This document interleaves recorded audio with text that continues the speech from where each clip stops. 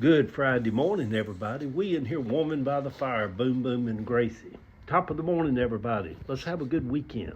Hey, everybody. The morning post this morning, I'll tag Facebook down here at the bottom of this if some of you want to come over and join me there. But it's cold here in Atlanta this morning, so the morning post says, I love living in a small house, especially in the wintertime. A small house is warmer, it's less drafty, it's more cozy when it is cold outside. Sure, it would be nice sometimes to have a big walk-in closets and a bedroom big enough to hold prayer meetings in, but life has always been kind of simple for me. Maybe that's why I love the scripture where Paul said, godliness with contentment is great gain. Ava and I live in a small house here in East Point, Georgia, right outside of downtown Atlanta, and we have a big garden all out around it. It's a big corner lot. She has her studio out back. I have my garden house. And the chickens have a proper hen house. There is a proper park swing out in the front of the house. And then I had one put in the back garden also. Not that I really sat on them that much. I just love the ambiance of having park swings that you can walk up and sit on out in the yard. I bought it back during a typical Republican economic crash in 2008. The people who lost it owed SunTrust $157,000 still on it after they had lived in it for over 10 years. I paid $19,000 cash for it. I love having a little house that's paid for.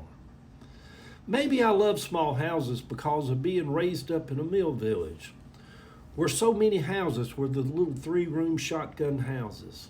Mama and us, we lived in one, and Mama had 5 kids in a little 3-room house.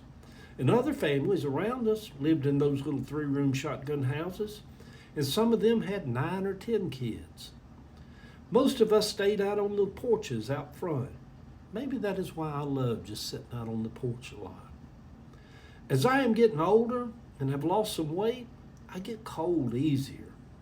I may be getting to the age at almost 70 to start sleeping in pajamas, but I can't stand to sleep in clothes. But living in a small house, I can always turn the heat up. I love my big house over in Grant Park, but the windows were old and drafty, and with 10-foot ceilings, the house was drafty.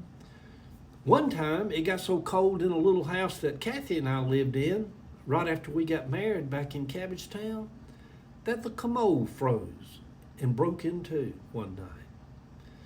I have a lot of childhood memories of being cold. We had wood-burning stoves in the early years of my childhood, and then later on we had space heaters. One time when I lived with my cousin Annette and Paul, it got so cold one night that me and Annette took a hammer and busted up a chest of drawers in a bedroom and burned it to heat up the house. So when I post here in the cold days ahead, life never gets better than a warm bed on a cold night. It comes from making it through so many cold nights as a kid. So as I sit here this morning in a warm little house by a fire, I am thankful for the blessings in life, but especially for a warm house on this cold morning.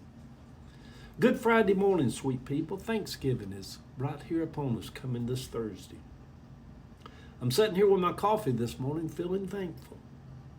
I have been, y'all know the scripture where it says, I have been young and now I'm old, and I've never seen the righteous forsaken or God's seed begging bread.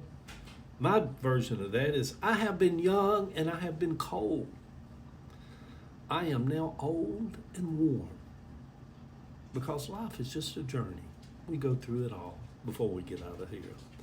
The picture over on my Facebook page is my little house that I call Constance House that I bought for just pennies on the dollar. And I may love it more than any house I've ever lived in before. Life is strange like that. Yeah, good day. Love y'all. Y'all have a good weekend.